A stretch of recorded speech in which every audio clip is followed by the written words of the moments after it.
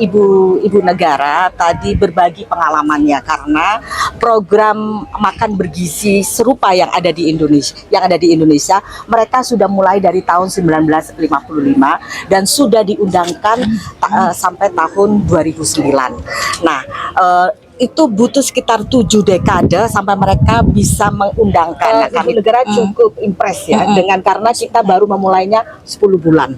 Ya, mereka sudah mencapai sejak tahun 1955 mereka baru mencapai 40 juta. Kami baru 10 bulan sudah mampu memberikan benefit kepada lebih dari 30 juta anak, belum terhitung dengan ibu-ibu hamil dan juga anak di bawah 5 tahun. Jadi ibu negara cukup impress dengan apa yang sudah kami capai dalam 10 bulan. Walaupun beliau juga cukup paham tentu dalam perjalanannya tentu tidak semulus yang kita bayangkan awal, tapi mereka cukup impress. 10 bulan sudah mencapai 37 dan kita sebetulnya hanya 3 juta away dari mereka karena mereka sudah 7 dekade baru mencapai 40 juta. Nah, tambahannya ini berarti kan mereka terbukti sudah lama meningkatkan kualitas, Bu. Sedangkan kita juga dituntut oleh Pak Presiden untuk meningkatkan kualitas daripada kuantitas. Jadi apa, Bu, pelajaran yang bisa diambil dari Brasil? Ya, kita tadi sudah banyak masukannya ya. Nanti kita akan pelajari dan juga kita bisa ikuti yang baik-baik. Tapi beliau Ibu Negara tadi mengundang karena akan ada COP30 di Beleng dan bulan depan. Nah, beliau mengundang kita untuk meninjau fasilitas dan program yang mereka sudah jalankan sekian tahun tadi ya. Sudah masukan dari Ibu Negara.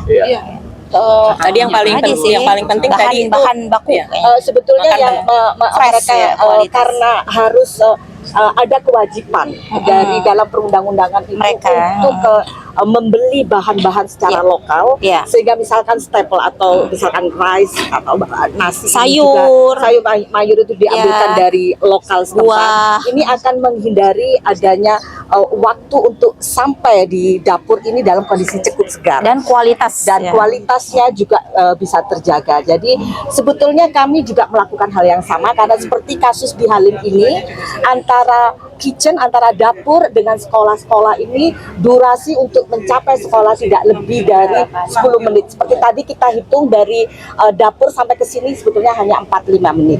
Nah, ini adalah untuk menghindari bahwa makanan yang sampai dalam kondisi masih hangat dan tidak menimbulkan spoil menjadi rusak. Nah, ini yang sebetulnya soal food safety ini kaitannya kita jaga. Kaitan dengan keamanan pangan. Dulu saya baru mau soal food safety, jadi sebelum keamanan pangan makanan ini kita distribusikan ke sekolah-sekolah di dapur di Halim. Tadi mungkin teman-teman tidak sempat melihat bahwa kita pastikan akan ada tes terhadap E. coli, salmonella dan histamin.